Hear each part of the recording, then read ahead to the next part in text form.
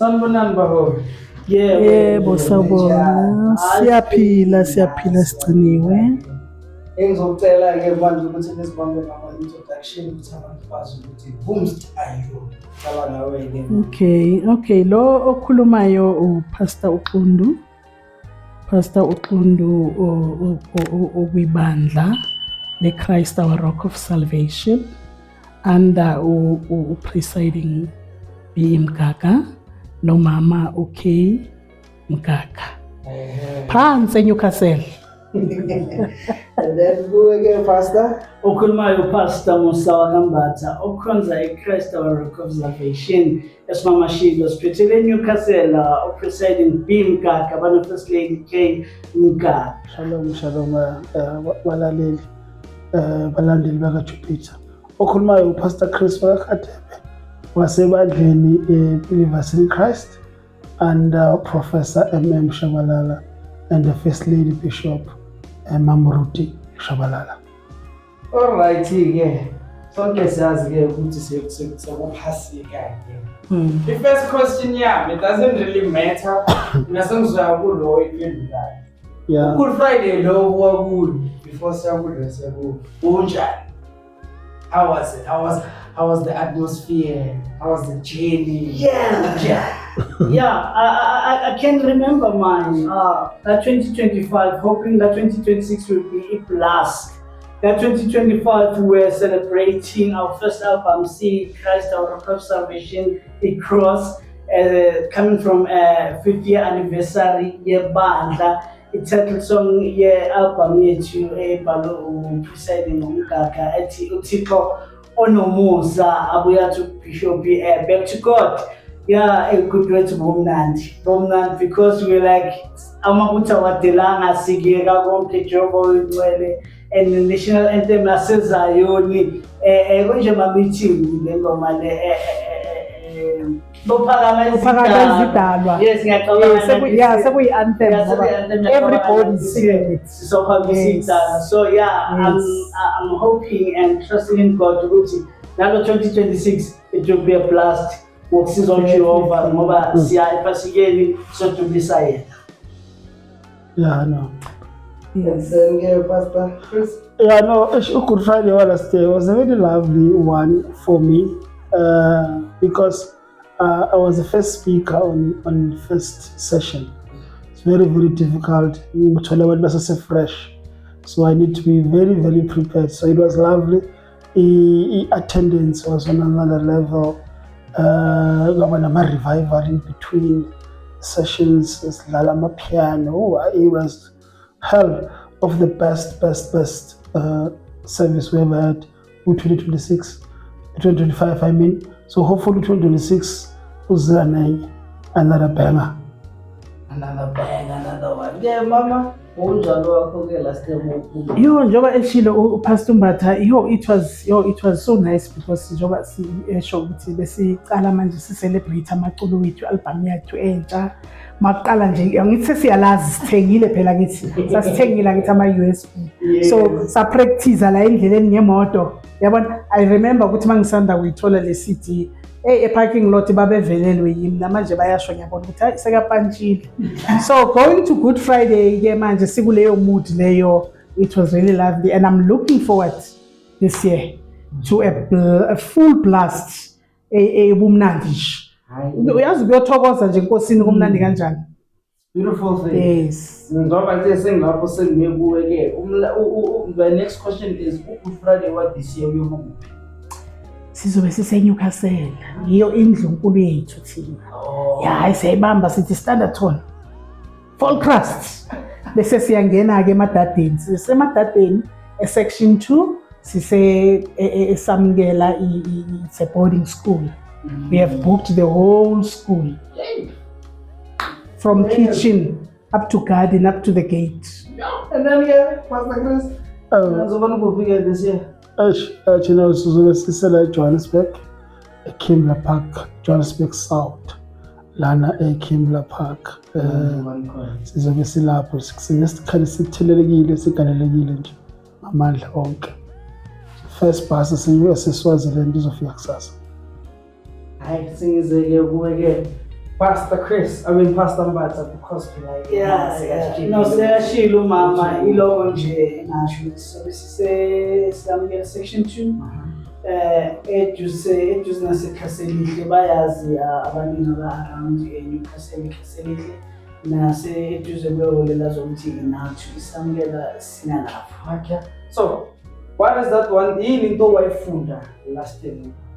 What is that one thing that you took back home last year? Two things. Two things. Eyokuqala ukuthi love conquers all. Love conquers all, and uthando lisibekele inqwaba yezona. And lastly, engakuthatha ngahamba nakho ekhaya ukuthi unity is power. Impela manibambele niyinyanda nenza into yinye niqonda into eyodwa ukuthi uNkulunkulu inkosi ngoba sizobe sikhonza uNkulunkulu munye. So two things, love elandelayo ukuthi sibe united, unity. Two things now. Okay. I have learned about redemption. I have learned about restore my relationship. Restore, actually. Restore, yes, restoration. Restoring my relationship with God. Pastor Chris, what did you learn last time with God? What you took home? There's one thing pick up kakhulu that touched me is when our founder, Professor M.M. Shabalala, decided esikhaleni to call all bishops on Abake and then Sibi's impartation Abake now as a leader. Oh wow. To show how humble he is towards his own leaders. And that thing taught me a lot. And he did it very nicely. Bafake wona amakhasi wakho bakeze inyawo yena okhokha ngamadolo as a bishop of the founder and wayenza impartation. Thank you. That was nice. Yes. Second last question. What are your expectations for this session? I expect ibandla elikhulekile lahlala lammela uNkulunkulu kulesikhathi lesi, because ibandla elikhulekayo lihle ngani uma ningena eventually nale spirit that is hovering around esinganikezi noSathane ithuba lokuthi kube khona kabatshontshayo, njengoba sazi ukuthi uSathane futhi kakhulu usebenza kakhulu lapha kubahlabeleli. Yabona uma efuna uxova ibandla uSathane uya lapha kubahlabeleli. So I'm expecting ibandla lihlalile lamhlalela uNkulunkulu ukudiliza noma ukuchitha zonke lezo zinto lezi ukuthi zingabikho, but sibe no Good Friday enokuzotha, sibe ne Good Friday enoNkulunkulu, ngoba nakhona ukuhlanganyela ningenayo uNkulunkulu ufana nokuthi nje cha benizenzele istokfela sa every year. Amen. Pastor Mbatha, what are your expectations for this? Actually, it's not an expectation, something I pray for.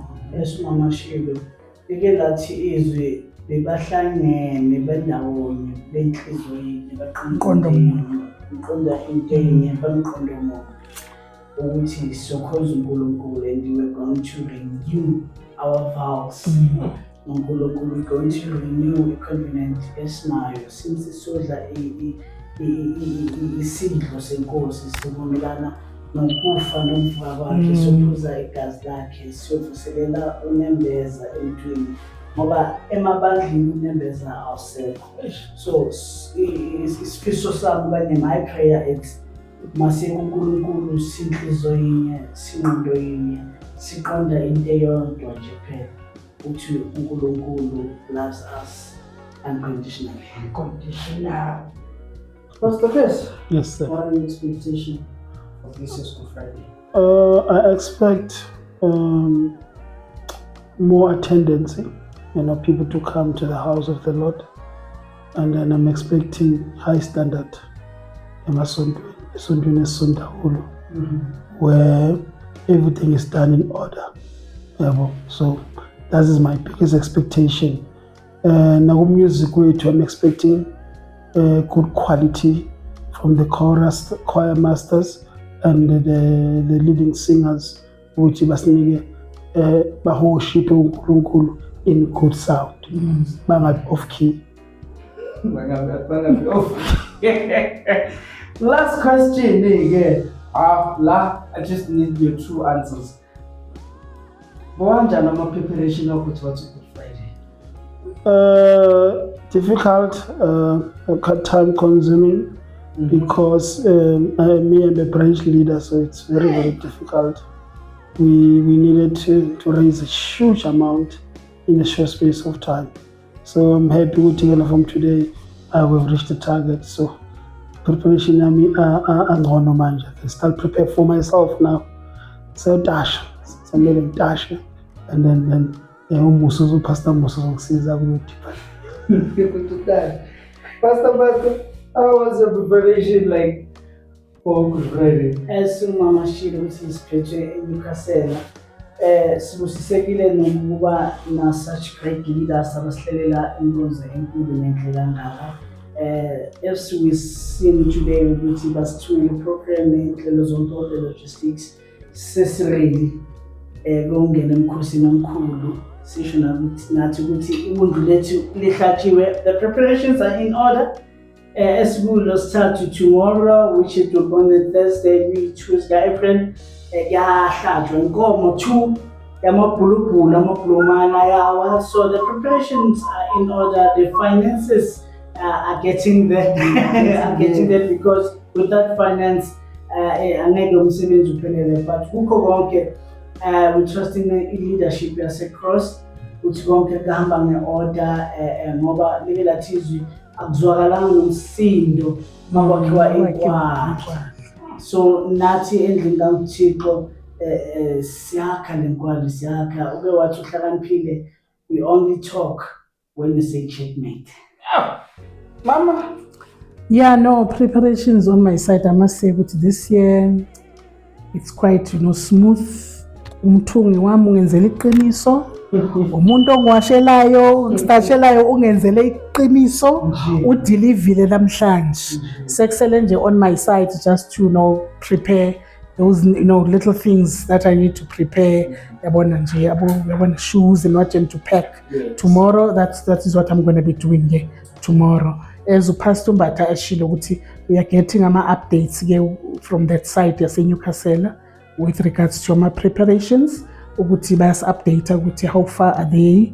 So sesibonile ne program sesiyazi ukuthi uma ukhulekiswa abantu ubabiza ngamagama yabona ngoba kubalulekile uma umzalwane ukuthi umkhulekise omunye umzalwane to cover that person in prayer because kuningi izimpi zethu la ngaphandle ziningi usathane ulalela yonke into esikhulumayo afika iguqule yabona umzalwane ngaprepare but uma thina singazange simthwale futhi bese kubonakala sekwenzakala izinto ekungambelanga ukuthi senzakale. So far so good. So far so good. In closing, yes, what do you want to say for abantu abasebafikile kuthi? Okay, I think I will highlight just few things. Discipline, that's number one. Discipline iqala ekhaya. Don't go part kwabantu yokwenza izinto ongeke uzuzenze yini. Right? Very important.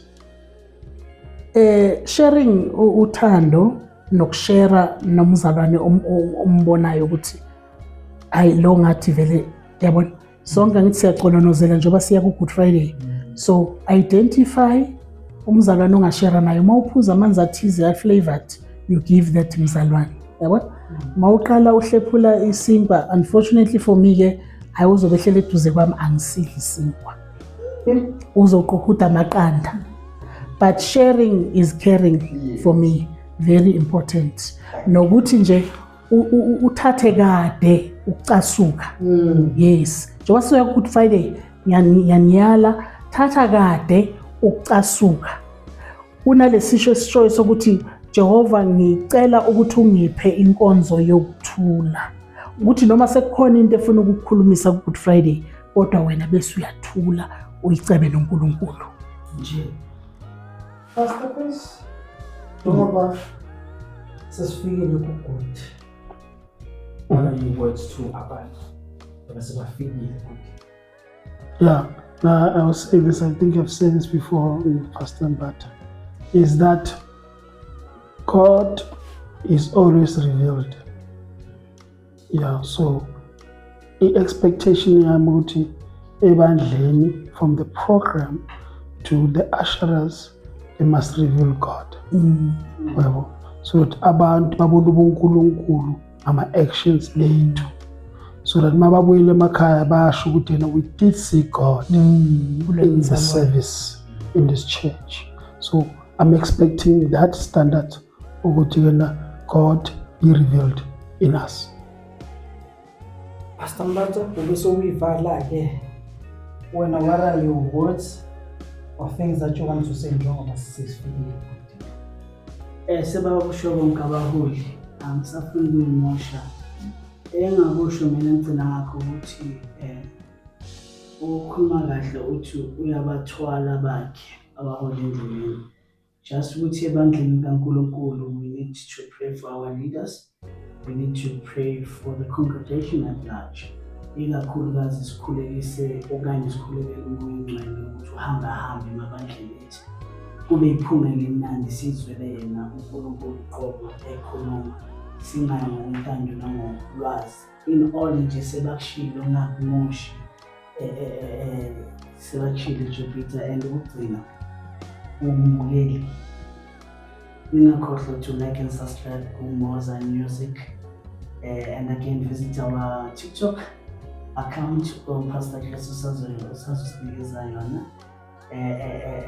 Okanye if you've got some request or you'd like Engaging Life to come and do a segment or to maybe to invite us, you can send email okanye also to DM us for TikTok email to engaginglifemng@gmail.com.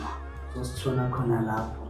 Uzonikeza Pastor Chris i-handle yethu ya TikTok. Nisayokhonza uNkulunkulu ngosisi. It's in the on TikTok.